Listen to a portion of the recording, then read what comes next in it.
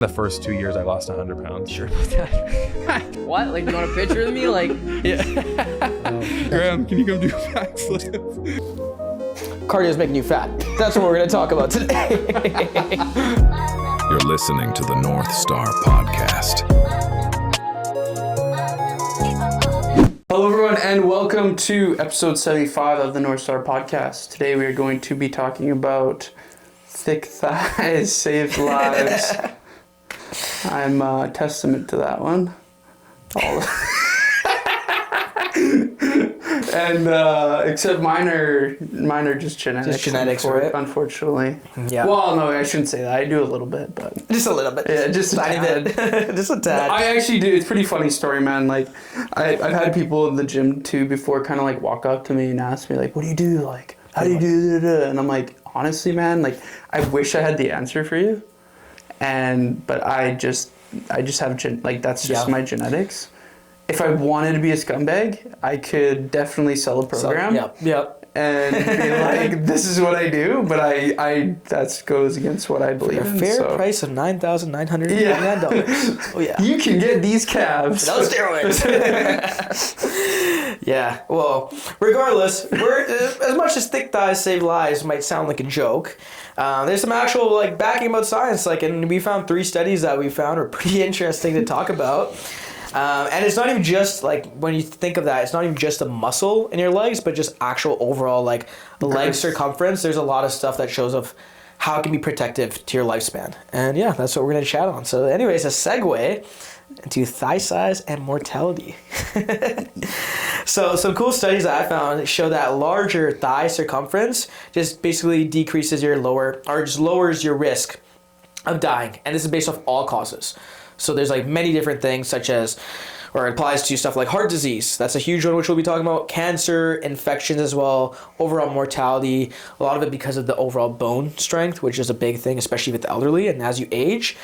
And yeah, bigger thighs, regardless of muscle or fat, usually lead to better health outcomes, which is weird because we live in a generation in society right now. There's like a lot of stuff where it's like they call it skinny talk and there's all this looks max and stuff, and I see like I think I sent you guys you and Tori some videos of like this girl who was like the weirdest thing ever. Like there's like they're promoting like the most like craziest methods to lose fat, and they just want to be as skinny as possible, just bare bone, and not understanding like how detrimental that is to their actual lifespan. They want it to be just crazy low body fat percentages. And I say, hey, if you're doing a bodybuilding show and it's going to be a period of your life that you're applying it and you're strict to it, like go at it. But like for a lifestyle, that's where like me personally, I draw the line. I think it's like if you're putting your life at risk, it's not good. And yeah, so we found this cool study of this meta-analysis, and they basically just covered 7 other studies as well. And they found that bigger thighs is linked to lower risks of hypertension, which is basically like your blood pressure being very high, which also is a major cause of heart diseases. You get a lower risk of that, and that the thigh size is directly relevant to your heart health. I'm not going to go crazy into the studies. We could probably put the link into it. You guys can read it. That's going to end up being like an hour-long podcast, so we're not going to go in depth in it. You guys get the memo, I hope. But yeah, what are your thoughts on that? I wonder if it's due to like, so the crazy thing is like genetically females and males tend to hold weight differently. Yep. And females tend to hold weight more in their legs. Yep. And Childbirth. Especially for childbirth, like, you know, you think of like how much more weight you're holding, right? So you need a stronger lower base to be able to hold that. Because some female, every female is different. Some females gain more weight. Some gain like obviously they gain weight. You can't really pick and choose your battles. It's very different female to female. But like on a genetic basis, it's very interesting because you see how a male and a female tend to hold their weight, and from what I've like understood, and this might be totally wrong, but I remember reading this and hearing this once too. It's like for males, the reason why most of them tend to hold like genetically and like going back years and years and years more weight in their stomach and all those, it's because it's protecting more of like the organs and The things vital like organs that. and all that stuff. Yeah, so like if you're looking at like, you know, hunting or battling or, you know, like It's your most vulnerable spot, so it requires the most protection. Well, and two, it's like you think of it more power too, right? If you have a little bit more weight, like obviously to an extent, like if you have like a massive stomach, probably wouldn't help that. You know, if you're rotating and things like that. But in general, you tend to have, if you have a little bit more weight, you can usually produce more power, and you tend to see that usually. So, yeah, it's pretty interesting, like just in general, when you look at it. Yeah, there was this weird thing that they were talking about, like this, they called it fat something, like fat distribution. There was like a theory, a new study that's coming out, which specifically talks about why there's like more of that fat distribution, and like exactly like what the causes are for males and females. And, Well, and they say like sometimes if a male or female holds body fat in an area that's not as common, there could actually sometimes be a hormone imbalance. Yeah. Right. So if you're a male and you, let's say, do hold more body fat in your legs, because most males, like when you look, even as someone who, you know, everyone like the beer belly, like, you know, whatever, but you tend to see like males, they always tend to have lean legs and lean arms. Like it's very common. You know, if they have any body fat, it's usually in their, like I said, low back, stomach area, right?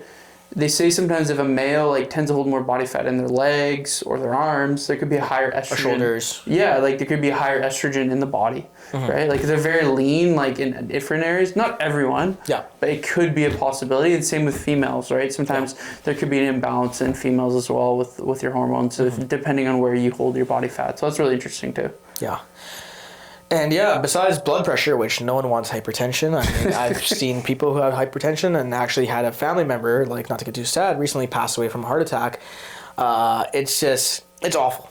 And the crazy thing is you don't have to like push yourself and do all these crazy workouts. Like simple stuff like getting more steps in, if you want to be practical, can really help basically prevent this from happening. And we're going to talk a little bit more about depression and social anxiety and social life as well, and how legs apply to that. But another cool thing is what a Denmark study, which also was another meta-analysis, they found out that thigh circumference under 60 centimeters has a much higher risk of early death. And this is specifically size. So it's not even just talking about muscle. They looked at the muscle, they looked into fat as well. But that's another thing too. If you're looking at, you're just measuring your thigh circumference under 60 centimeters, you have higher risk. And I think that goes more to like that skinny talk. And if we're constantly, because you hold a lot of visceral fat too. That's another thing. You hold visceral fat, especially for females and their legs. And as you're losing lots of that visceral fat, you're going to be putting on more stress on your body, your hormones. That's the biggest thing, mainly the hormones. Yeah, I think at the end of the day, again, when we talk about more muscle, I think people tend to gravitate towards like bodybuilding size. I just mean more lean mass in general. You tend to see people that have a little bit of a higher lean mass tend to be healthier long term. It's more protective, absorbs nutrients more efficiently, things like that. Obviously, burn more calories at a resting state. Like there's a whole many benefits of having more muscle, but obviously it's to an extent. Of course, right? Like, you know, there's only so much you can push your body naturally until you get to a point. If you use any sort of performance enhancing chemicals, I'm not saying that's the case that people should be doing, but I think a lot of times people tend to look at like someone, or they compare themselves to someone, and they don't actually understand what that person is doing outside of that picture, that video, whatever it may be. Yeah, we could use for you, for example, right? Like it could, like you said, it could be genetics, right? Which are, it's genetics for the most part, and then your leg training, but that's not going to apply to another person. If they applied what you're training for your legs and they do that for themselves, it's not going to work for them because, there's so many different things. And that's a good point, because like going off of that, somebody could do as much legs, as much volume, like quadruple the amount of volume I do, but they could maybe never get to the point that I am. Yeah. And I'm not saying that as like an ego thing. I'm just saying that as like, just because my genetics are, just because my genetic, and it could be vice versa. Like I could not have the same arms or whatever it may be, but that person has that specific genetic. Doesn't matter what I do. I will never even get to that point because their genetics are at that superior state. I find the faster you accept it, the easier it is to like actually like especially if you have body dysmorphia, having body dysmorphia in the past. I find the faster you accept it, the easier it gets. And speaking about like the overtraining thing, I can just talking about personally, like I used to train legs like crazy. Like it would just be 3 to 4 times a week. Used to squat every single day. And then I also noticed, this like another side tangent, but just overall just like focusing more on my recovery and taking my legs just twice a week, I noticed that my knees were feeling way more healthier, that I was able to be more progressive with my weights. That was a big thing. I just wasn't spending 3 hours in the gym doing legs, because legs can just take forever with your rest breaks and everything. If you're going for like these crazy workouts, you're doing like 5-6 exercises really hard and you're doing like 5 sets, it takes so much time. But I noticed personally, like I've been feeling way better by just simply just decreasing my volume and just going 2 times a week and just staying consistent with the same 4 exercises I love, and just finding little ways to progress. Yeah, I would say, if you're looking at growing your legs, less volume, more days a week. Yeah. Right? So you could do that method as well. Right, Me like, personally, I just love to lift super heavy. Yeah, so it's yeah. like, so that was just keep it less days, but yeah. Yeah, I've seen some pretty cool benefits doing 3 days a week. Yeah. Legs, but like not doing as much volume. So maybe only doing like 2 or 3 exercises, but you do it like 3 times a week. Yeah. And the amount of progression you get is wild, dude. That's what I did for like when I strained my ACL recently and my MCL. I just did stick my favorite leg extension and then hamstring curl. Yeah. I did that 3 times a week and just slowly built up to it, built my progress. I noticed that also speeded my recovery up quite a bit. Instead of just jumping back into a game with my squats, doing all that stuff, just simple machines, doing those, being more consistent with it, working my weights back up. That's nice. Yeah. And another cool thing is there's also a quad strength study that was based out of Japan, and they found that for every 10% increase in quad strength relative to the person's body weight, that they had a 23% chance of a lower risk of death. Wow. And this is primarily to the function of your quads, not the size. And like we mentioned, strong legs equals strong life.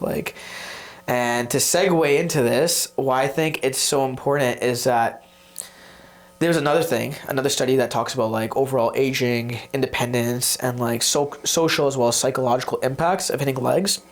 They found that, and they say this in the study, they quoted that weak legs shrink your life radius. Because when you don't train your legs and your legs get weaker, and as you age and your bones deteriorate, you start avoiding more stairs. You start avoiding this movement in general, and you go out less. Because if you're going out with someone and like it can be just back in your subconscious, deep in your mind, you just say no to plans because in the back of your mind, your body is being very protective and saying like, okay, we haven't hit this legs, we don't have the training.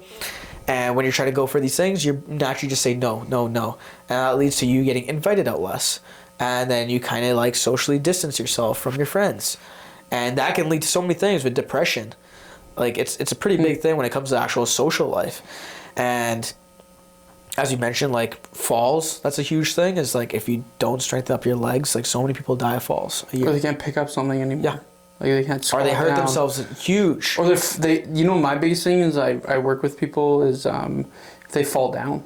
Yeah. They can't get themselves back up. Because they don't have the strength to do it, right? Yeah. So a lot of times that comes with it too, right? So I think, at the end of the day, putting this all together, we're not saying you have to have thick, massive thighs, just Ronnie Coleman thighs. Yeah, but I think it also like shows long term too that, there's some sort of discipline, there's some sort of, way of going about it where you have a base. I think it's just having a base and keeping the base. And maintaining, especially with age. Maintenance is such a big thing with age. There's just so much you can progress to. Yeah. And then at that point, it's just more about like doing what you enjoy and being able to maintain it. Yeah. Like me with my leg days, like I said, I only stick my 4 exercises because I've done all the different leg workouts. I've tried all the fancy workouts. And I'm like, you know what? I just like these 3 workouts. They feel good on my legs. And I just maintain and just slowly grow from there. And as simple as that. Yeah. I like that. Cool. All right. Awesome, guys. So hopefully after this, you feel like working out legs, or maybe you were hitting legs the whole time and you're listening to our podcast. I know I've got a message. Someone was listening to our podcast while they're working out. So hopefully this is the episode that motivates you on your next leg day. So thanks everyone for listening to episode 75 of the Northstar podcast. We'll see you guys in the next one. Peace.